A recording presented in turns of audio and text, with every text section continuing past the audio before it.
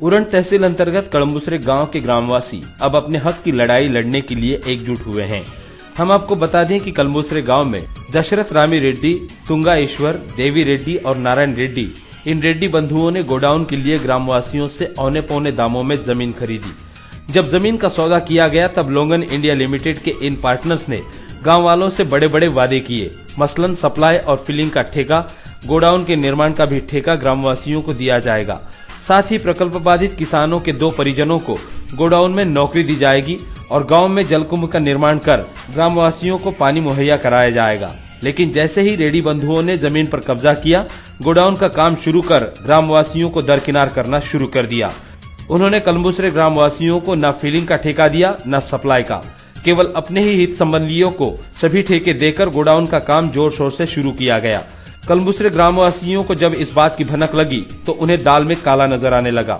उन्होंने RTI act के तहत इस godown से जुड़ी जानकारी ग्राम पंचायत से मांगी, तो जो जानकारी सामने आई वो सुनकर ग्रामवासियों के होश उड़ गए। ग्रामवासियों की माने तो सरपंच रामदास जाधव ने इस गोडाउन के निर्माण में ग्रामवासियों को अंधेरे में रखकर बहुत बड़ा भ्रष्टाचार किया है।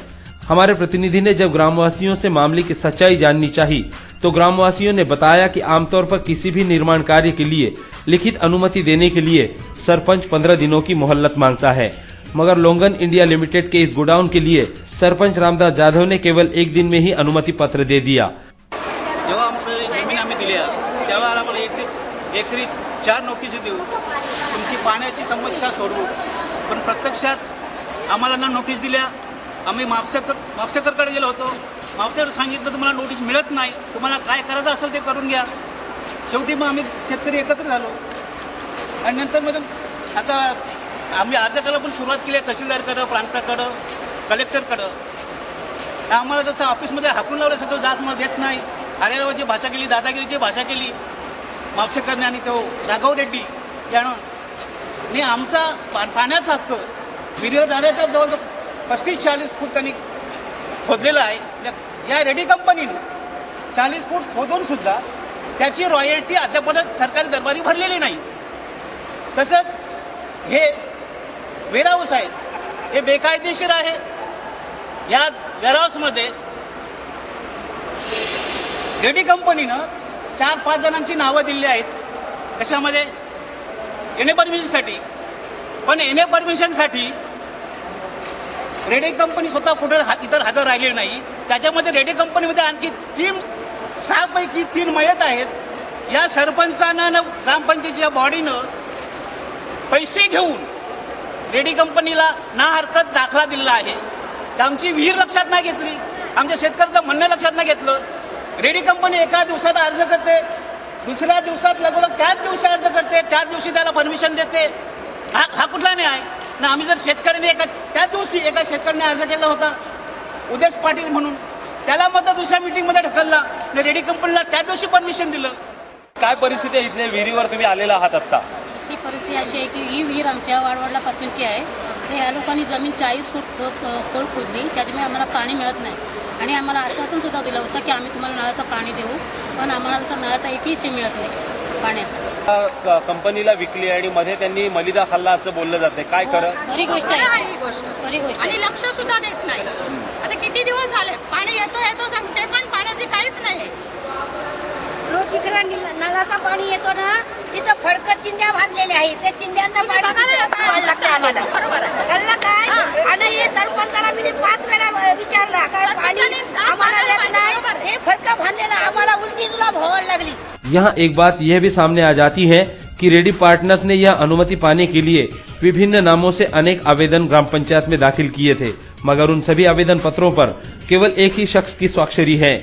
इससे यहाँ अंदेशा यह भी जताया जा रहा है कि यह अनुमति पत्र देने के लिए सरपंच रामदास जाधव ने लाखों के वारे न्यारे किए होंगे।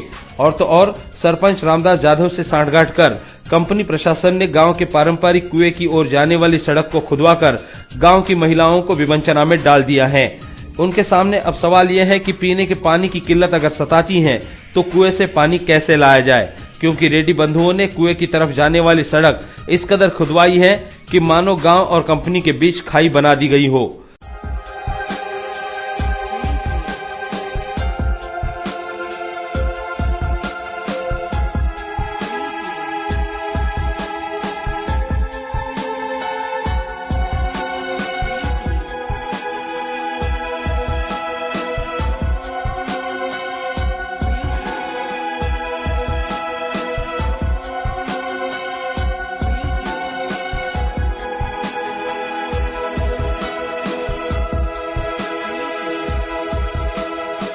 इसी गोडाउन की वजह से स्थानीय किसान भी ध्वस्त होने के कगार पर हैं, क्योंकि गोडाउन के कंपाउंड वॉल के कारण किसान की आवाजाही का रास्ता पूरी तरह से बंद हो चुका है।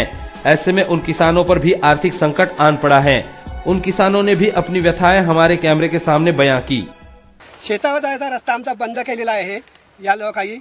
आम्ही किती वेळ सांगून तरी लोक ऐकली नाही आणि इथं गोडाऊन उभा राहून केलेला आहे। त्याच्याबद्दल आमचा शेत नुकसान झालेलं आहे आणि लावायला सुद्धा रस्ता भेटलेला नाही। पण या संदर्भात तुम्ही कोणाकडे तक्रार वगैरे केली? आम्ही कोर्टामध्ये दावा सुद्धा दाखल केलेला आहे यांच्यावर, तरी पण सुद्धा या आटपट लोक नाही। पाणी जायला रस्ता नाही आणि यायला पण रस्ता नाही। पावसाळी एक तलावासारखा हा शेत झालेला आहे।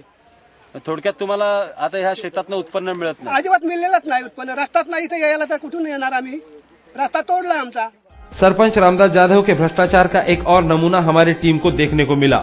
जिस मंदिर को आप देख रहे हैं उस पर 1.5 लाख रुपए खर्च किए जाने की बात कलंबुसरे ग्रामवासियों ने की है। आणि परत असा एक मुद्दा होता की गावात एक सुंदर असं शंकर मंदिर बांधण्यात देण्याचे आश्वासन पण दिले होतं, पण तिथे पण शंकर मंदिर बांधण्यात आलेला नाहीये। इसी से अंदाजा लगाया जा सकता है कि सरपंच रामदास जाधव और लोंगन इंडिया लिमिटेड के पार्टनर्स रेड्डी बंधु दोनों ने मिलकर किस तरह से कलंबुसरे ग्रामवासियों को चूना लगाया है। कैमरा पर्सन विजय कुटले के साथ करनाला टीवी के लिए हरीश मोकल की रिपोर्ट।